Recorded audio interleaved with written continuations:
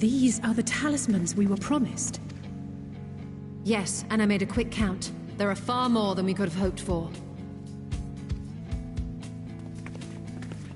Enough to outfit an entire company of soldiers, in fact. Considering the involved process, that they were able to manufacture so many in such a short span of time is nothing short of a miracle. Once we have distributed them to our allies in Eorzea and the Far East, we'll have a fighting chance to bring down the other spires, just as we did with the Tower of Zot. Or we could use them to invade Garlemald proper, and strike directly at the Telophoroid's base of operations.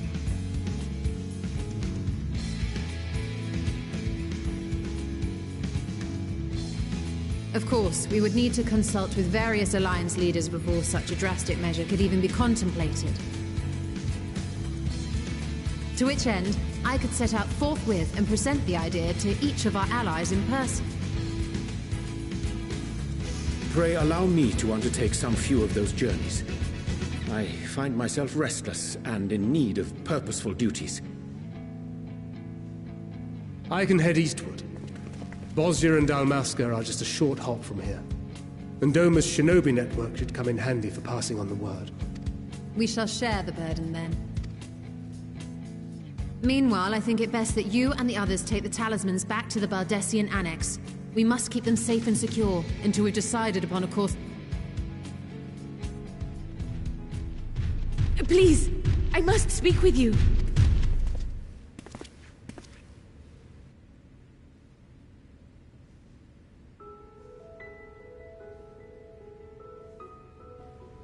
Nidana, you're awake. Yes. When I spoke with the carer at my bedside, she told me that one of the scions, a young woman, had cleansed me of the tower's corruption. It seems I'd been asleep ever since the treatment. But when I awoke and learned you were all still here, I knew I had to come.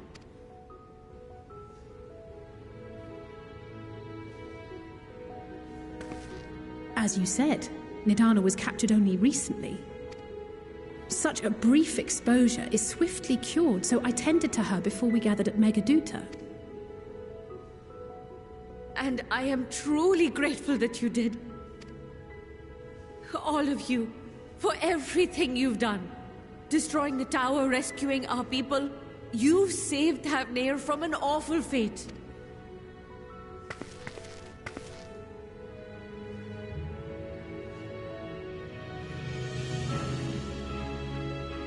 Yet who hath truly saved whom?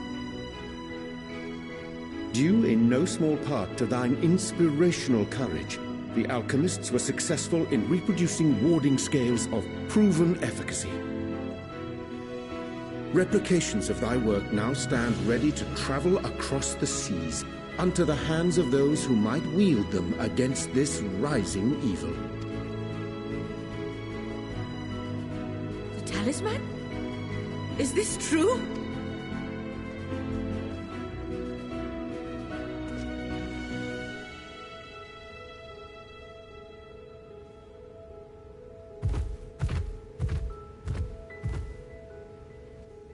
Oh, I was so groggy from sleep. I didn't even think to ask. Oh, our great work sent across the seas. It was worth it. Oh, it was all worth it.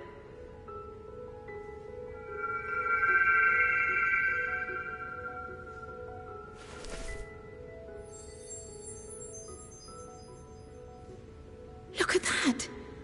Its color is completely changed.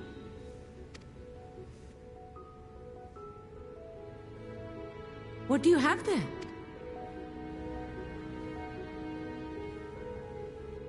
How unusual. I wonder if the effect is a reaction to Akasha. I'm afraid I'm not familiar with that term. Akasha? It is one of the unseen energies defined by Harnish alchemical theory. Though a gross oversimplification, some describe it as an essence influenced by feelings. You imply that it is distinct from ether? Foreign scholars often conflate the two, but we see them as separate concepts. Ether is an energy which permeates the land. It exists within animals, objects, even the air we breathe, affecting all through which it flows. Akasha, on the other hand, exists in a domain beyond our reach, a gift bestowed from on high or torn from the heavens in some traditions. Akasha can neither be created nor destroyed. It is beyond our power to purposefully alter or manipulate. The only thing observed to influence it is an abundance of, I want to say, spiritual emotion. As a veteran of the battlefield, surely you've experienced moments of desperation or exaltation when you've transcended the usual limits of your capabilities. That is a manifestation of Akasha, the invisible essence harnessed by heart, mind, and unyielding spirit. I really must hear more about this theory. Our disciplines are based entirely upon the idea that ether is the fundamental form of all energy. I'm glad my haphazard explanation has piqued your interest. But even for us, Akasha is a somewhat abstract field of study. A lack of practical application lends itself poorly to formalized research. Which is why my analysis of your flower can amount to little more than idle speculation. I am sorry. Nonsense! You have nothing to be sorry for. Your insight is much appreciated.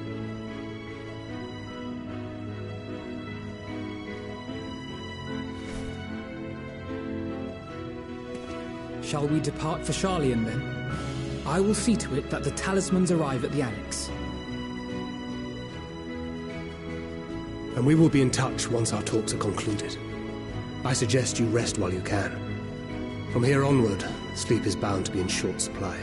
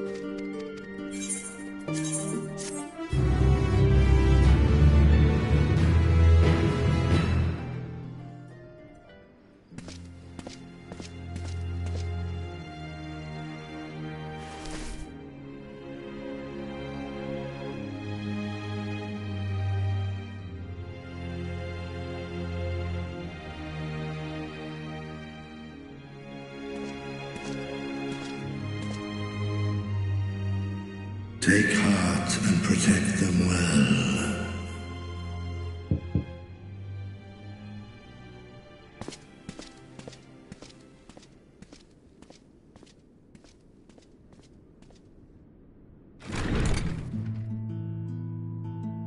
Good, you're here. You haven't eaten yet, have you? We've bought quite a spread if you're interested. Only the finest dining from the last stand.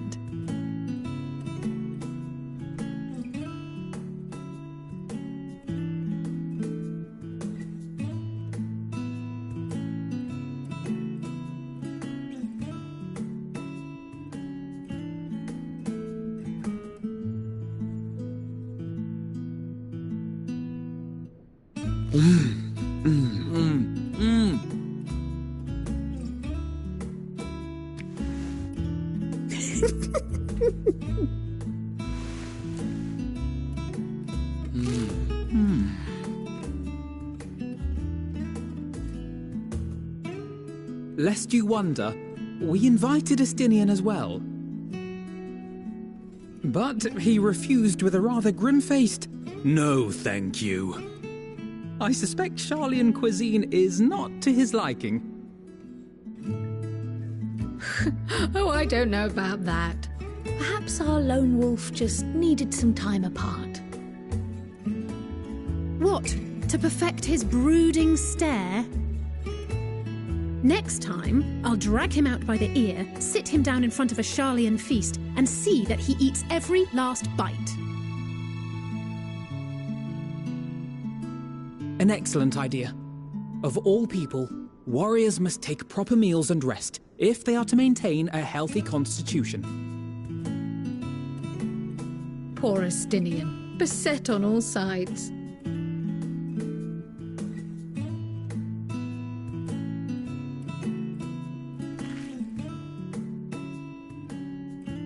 Speaking of one's physical condition, Mistress Quile, I hear you've recently played literal host to Heidelin herself.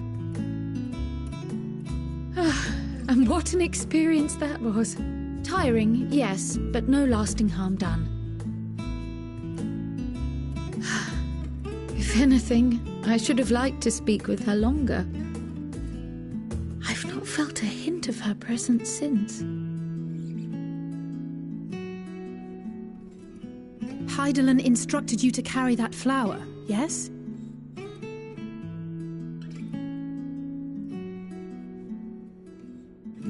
Twill be your guide, test and proof of your conviction. And then something about seeking joy in darkness, was it?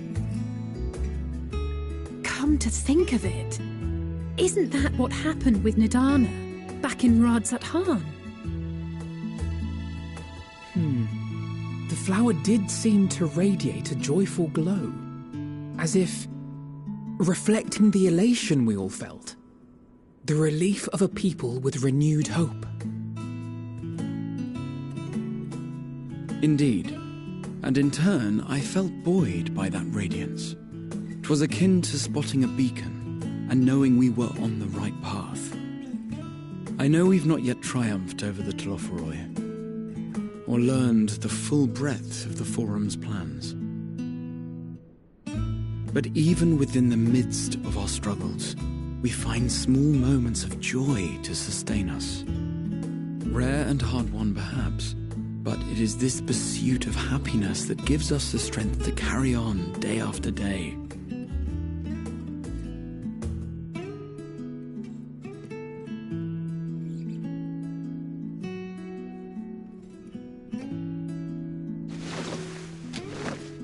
Hey, that's mine. To the swift the spoils.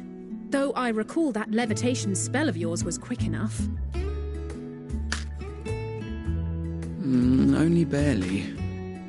And even at my best, I'm still too slow to wield it effectively in battle. Mayhap I simply require more practice with this new magic. You unearthed it from the depths of Numenon, I presume? Aye, and from a veritable mountain of arcane tomes at that. 'Twas necessary to facilitate my solitary explorations. To put it simply, you used it to sneak around the Forbidden Archives. Yes. Well, after a fashion.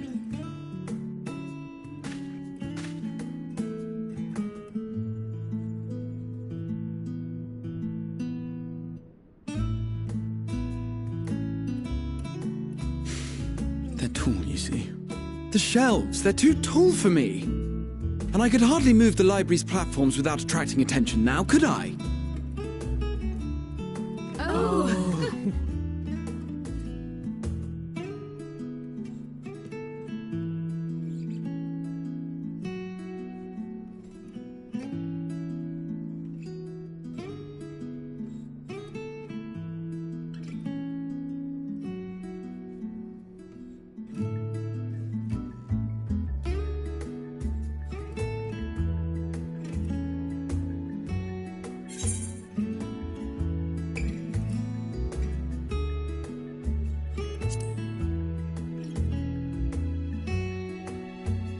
I'm not that ambitious. But 'tis pleasant to idle away the hours every once in a while.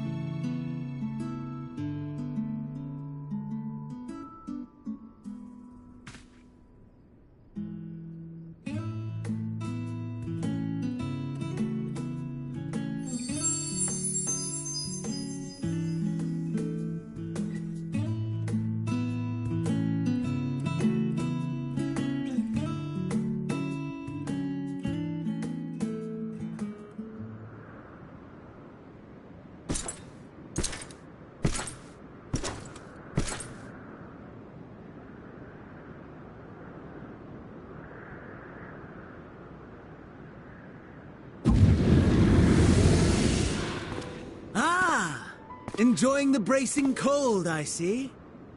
Do you not own a warm coat or a cloak? Something in fur? Or fashioned from the skins of your enemies? Or... well, never mind that. I come to you once more as the bearer of bad news. Our tower in Thavnir has been toppled, and I need not tell you by whom. Given how many we have at our disposal, the loss of a single spire is hardly fatal to our plans. It does, however, slow the rate at which we siphon ether. If they continue to preoccupy themselves with the towers, then all will be well.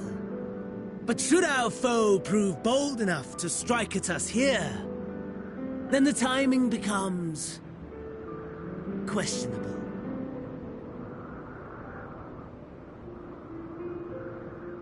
Our foe is bold enough. Of that, I can assure you.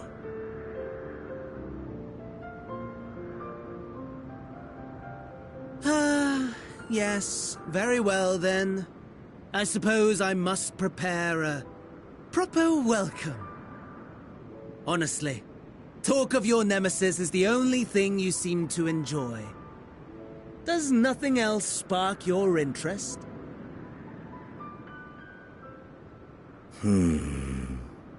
No. All else is... equal. Equally tedious. Equally disappointing. The world is a tepid bog into which we sink, too weak to thrash as the mud clings to our eyes and fills our throats till we blissfully choke. But then came the light, blinding and pure and hot, so very hot, enough to set my soul aflame. I basked in the afterglow until the void yawned once more, and then I knew the muck would never claim me again. There was naught for me ahead, so I drew the curtain on all that had come before.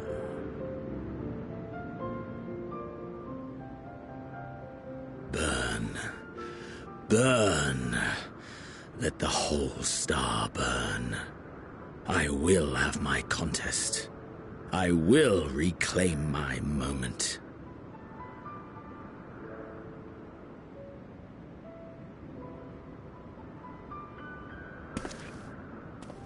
How wonderful that the emptiness of death has not dissuaded you from committing your life to its pursuit once more. I don't know whether to envy you or pity you.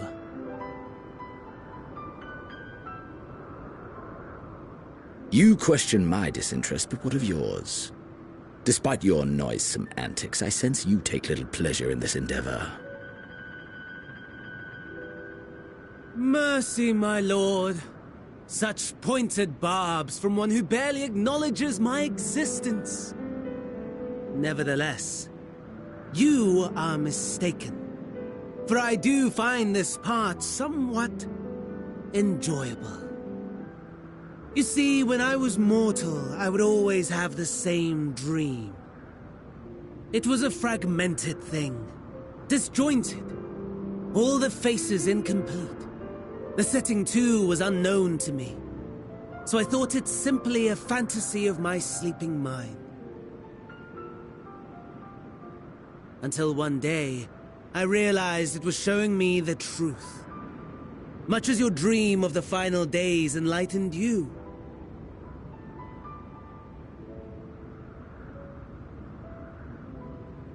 And soon, very soon, the rest of the world will see the truth of my dream, too.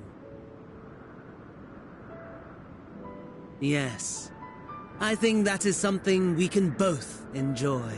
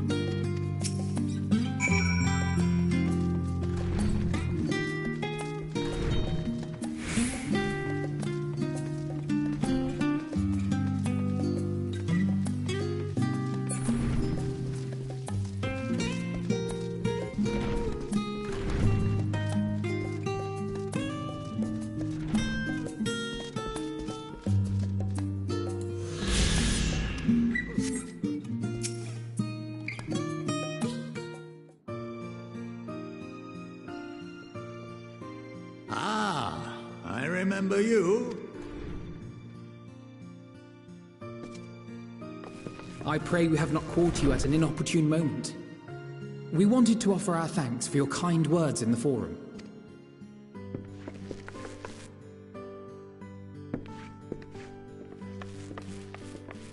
Well, I could hardly let that inquisition go unchallenged. I've always believed that curiosity should be nurtured, not stifled. Thankfully, a majority of my colleagues agreed. A slender majority, aye, but a majority nonetheless. Had the vote not gone our way, we would be having a very different conversation, if any at all. Though I'd like to think you would have not given up on our cause. I'm told you paid a visit to the Annex afterwards. Yes, that's right. I was hoping to speak with the grandchildren of my dearly departed friends Galuf and Louisoix in a less dour setting. But it seems I just missed you.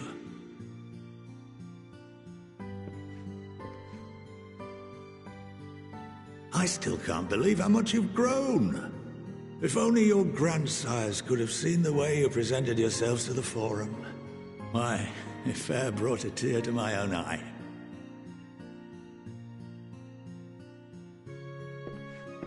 You must have the patience of a saint, putting up with this lot and their antics.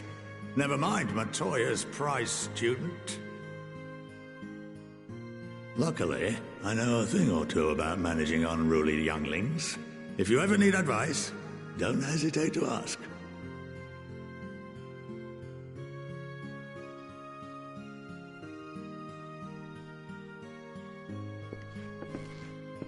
If I may, there is a rather more pressing matter we wish to discuss. What can you tell us of this duty that the Forum must fulfill? Nothing, I'm afraid. Like all humble servants of the Forum, I am sworn to secrecy.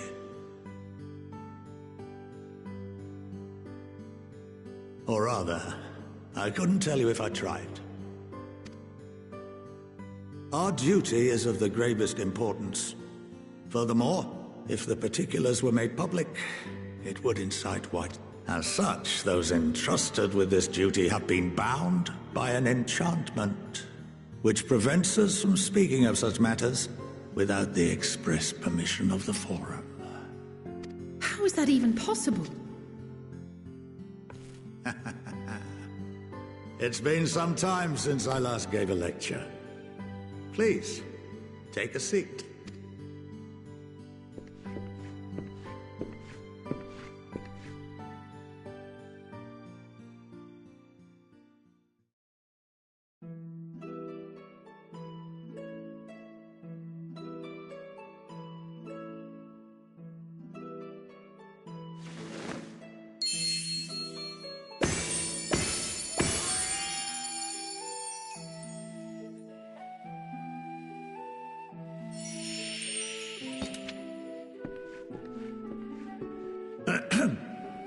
We shall begin by reviewing the fundamentals of etherology. The ether, which imbues us with life, can be categorized into three forms. Two are of the incorporeal sort, the soul and the memory. Can anyone tell me the third?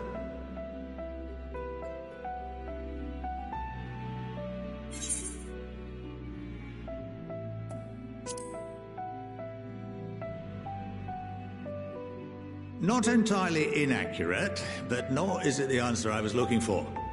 That would be corporeal ether. This is the form with which the layman is most familiar.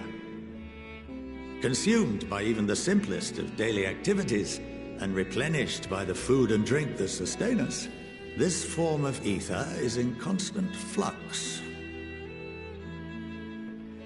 In contrast, the ether that comprises the soul is rarely subject to dramatic change.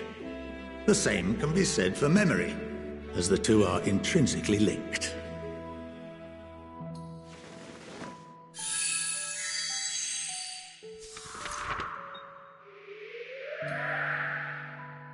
Picture the soul as paper, and memories as words written upon it. Now, what would happen if that paper was doused with ink? The same type of ether as comprises the memories.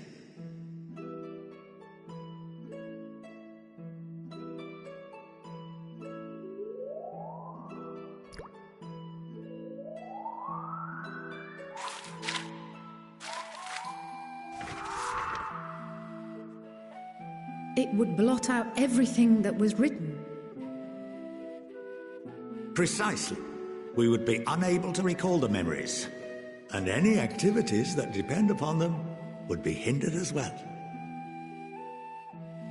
In fact, this exact phenomenon was observed on a vast scale not so long ago.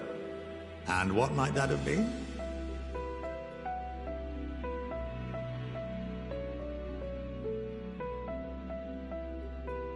The seventh Umbral Calamity. The people of Eorzea vividly recall Bahamut breaking free of the Lesser Moon and raining hellfire down upon the realm. But no one could seem to remember the events that followed immediately afterwards. Indeed. To this day, we have yet to determine whether it was an unintended consequence or a deliberate act. The enchantment which binds me and the rest of the Forum is based on a similar principle. And yes, it is a contravention of the Sharlayan prohibition against the practice of memory manipulation. Only when a new member is inducted and told of our great duty are they subjected to the process. A necessary evil. You have my word that it would never be used to manipulate the populace? I should hope not. But can this enchantment be dispelled and your memories restored? If 9/10 of our members give their approval, then the process may be reversed. Then, and only then, would we be able to speak freely to others of our sacred duty. Barring that, we must wait until we return to the ethereal sea.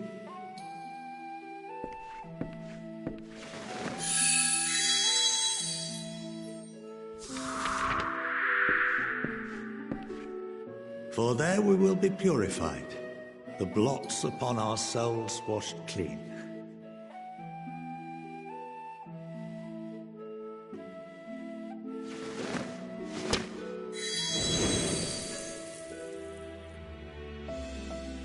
And our memories drift apart and dissolve. Rather defeating the purpose, I suppose.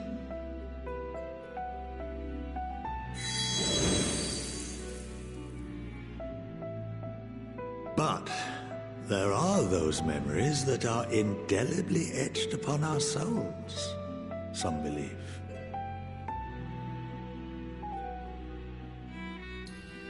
What happens after that? We are reduced to pure ether, coalesce with that of others, and create souls anew.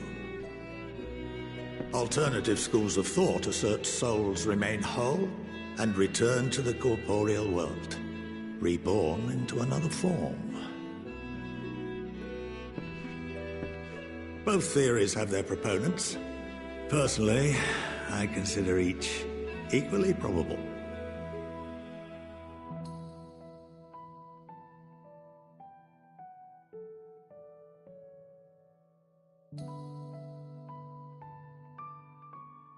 Well, I think that's enough education for today. Now that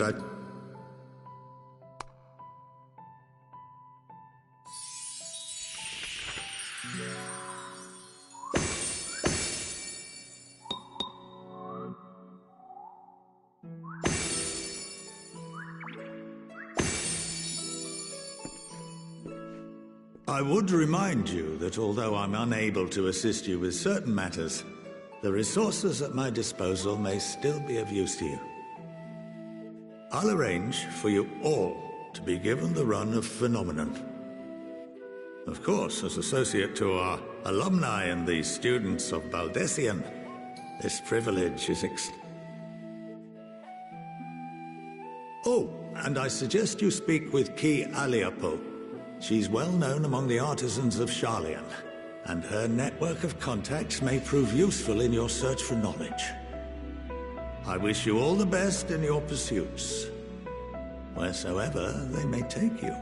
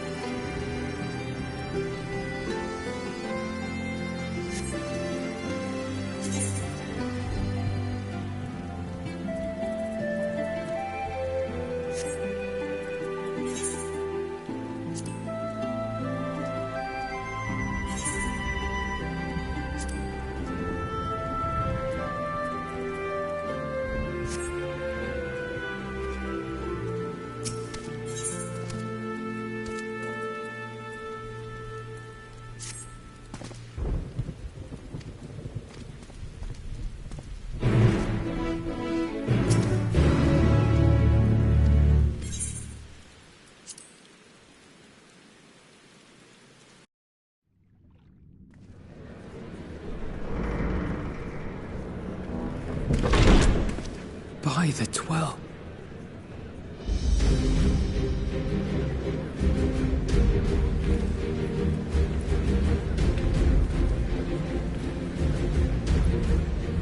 Glad you could join us. I hope you don't mind, but we went ahead and started without you. As you can imagine, our traveling companions were eager to become acquainted. 'Tis a rare thing indeed to see such a diverse and talented group of individuals assembled for a single purpose. We fight not only for the sake of Eorzea, but for the entire world, including the people of Garlemald. Much rides on the efforts of the Ilsabard contingent. Indeed, which is why I am glad to find myself in the company of many trusted comrades, yourselves included.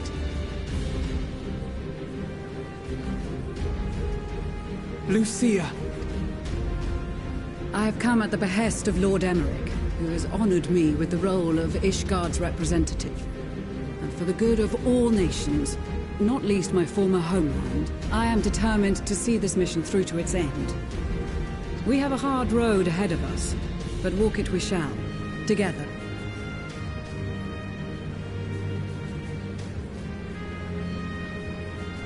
We too welcome this opportunity to work together once more.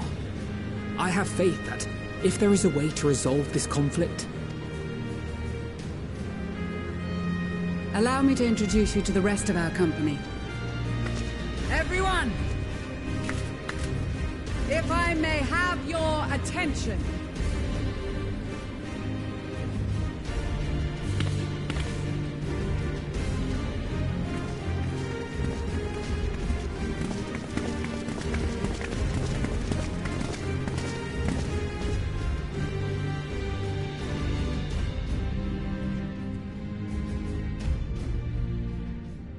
Might I ask you to speak first?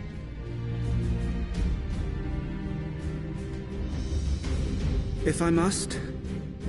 I am Arun Senna, spokesman for the Gridanian delegation, here on behalf of my esteemed sister, the Elder Seedseer. We shall provide support and protection to those in need during our time in Garlemald. To that end, I am joined by healers selected by the Conjurers Guild, with the Order of the Twin Adder's Finest serving as our escort.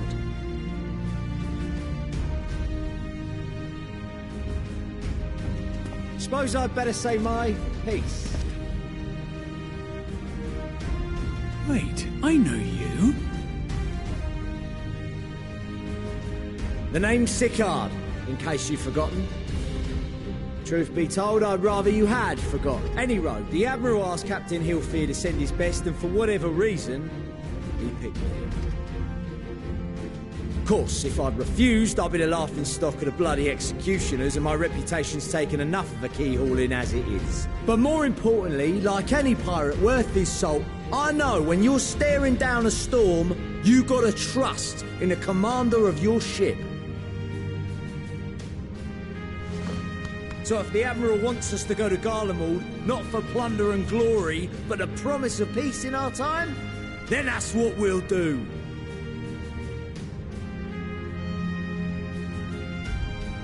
Since we all know how much the Empire loves its steel, we thought we'd bring along a few smiths to make the most of it. Give them a pile of scrap and they'll cobble together anything you fancy. Of course, just like the Gridanians, we got fighters of our own. We might have come with a more constructive purpose in mind, but we're more than capable of cracking skulls, believe you me. Well, you're certainly raring to go. But then again, so are we.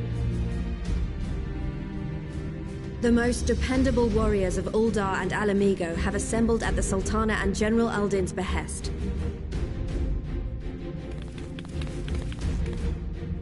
If Garlemald has truly fallen, then the whole place is likely to be crawling with Telophoroi. We'll need plenty of troops to clear and hold a path for others to follow.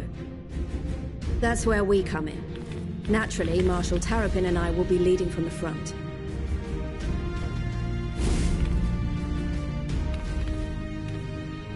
It's been some time since I last saw you in your element on the battlefield. From what I've heard, you've become pretty fearsome yourself. Master Matoya, the avatar of destruction.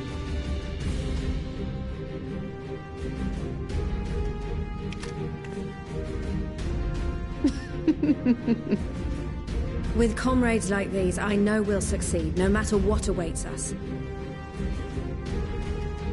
And then we might finally get a chance to enjoy a good long rest. But until then, let's give it our all.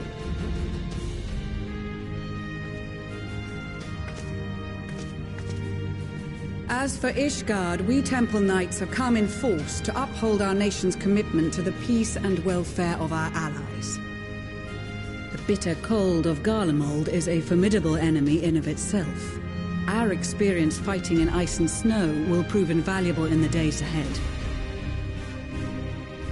Accordingly, I have been designated commander of the Ilzabard contingent. I will do all in my power to provide you with the leadership and guidance you require.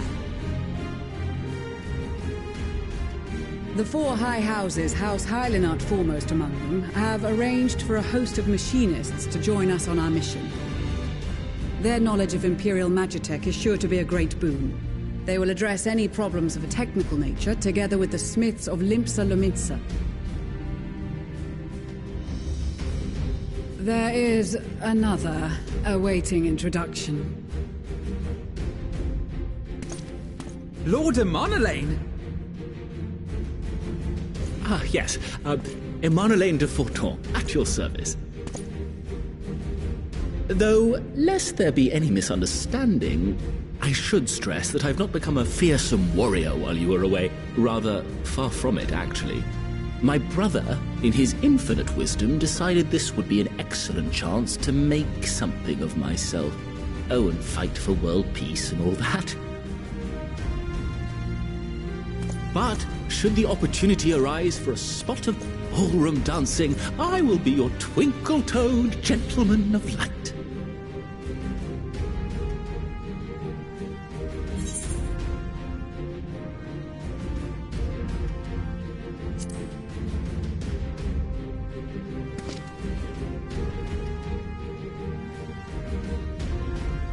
Huzzah! I cannot wait to regale Onohua with my tales of derring-do. I believe that concludes introductions for the Grand Company of Eorzea.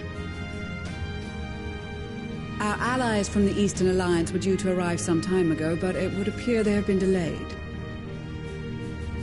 Would that be the shinobi of Doma? Actually, they've been tasked with relaying messages back and forth between the various Eastern nations. According to Lord Hien, however, an equally capable company of warriors has been sent in their stead. Out of my way, you preening fool!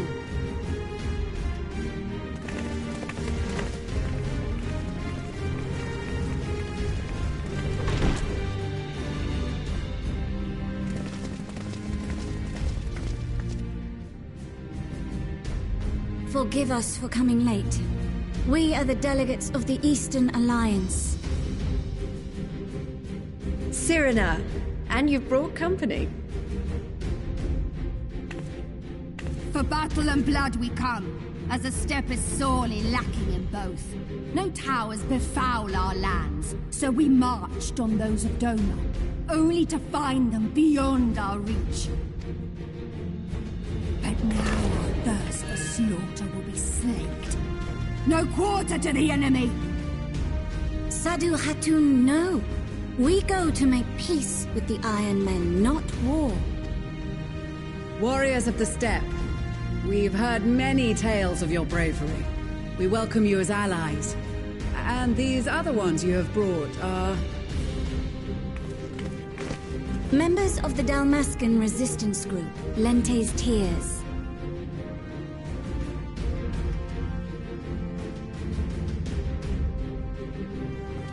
And the Bosnian resistance.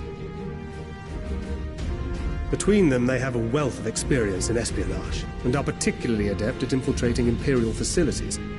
Which is fortuitous, since Garlemald's domain is so vast that I could never hope to handle reconnaissance duties all by myself. Dalmasca, Bosnia, Alamigo. all lands which have suffered the tyranny of the Empire. And they are victims, make no mistake. Though I understand that many may struggle to see them as such. You're more right than you know. For every one of us that answered the call, there were a dozen that refused. Not only in Alamigo, but everywhere we went. And who could blame them? The Empire's always been the enemy. But after seeing what we've seen, fighting and working against and with Garleans, there's no denying the simple truth. They're just people. No different from you or I. They've got their share of liars and murderers, but so do we. So do we all. Fordola, who once swore herself to Garlemald, has proven herself a trusted ally time and time again. Every Eorzean here knows Cid Garland, the Imperial defector who shared with us countless technological wonders.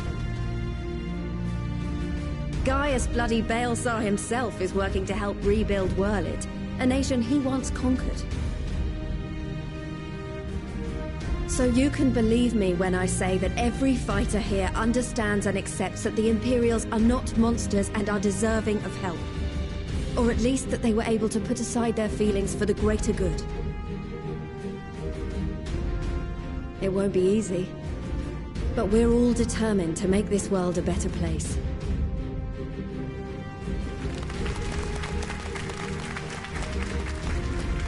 What lingering concerns I may have had were clearly unwarranted. I agree with everything you said wholeheartedly.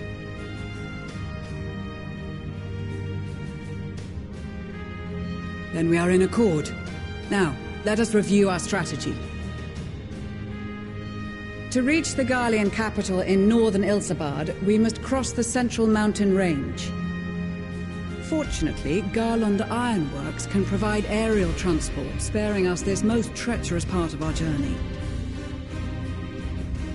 However, attempting to fly any closer to Garlemald would attract the attention of the Telophoroi. As they appear to have seized control of the majority of the Imperial military, we must assume that includes its fleet. In addition, Garlemald possesses devices that can interfere with airship navigational systems, further discouraging an airborne approach.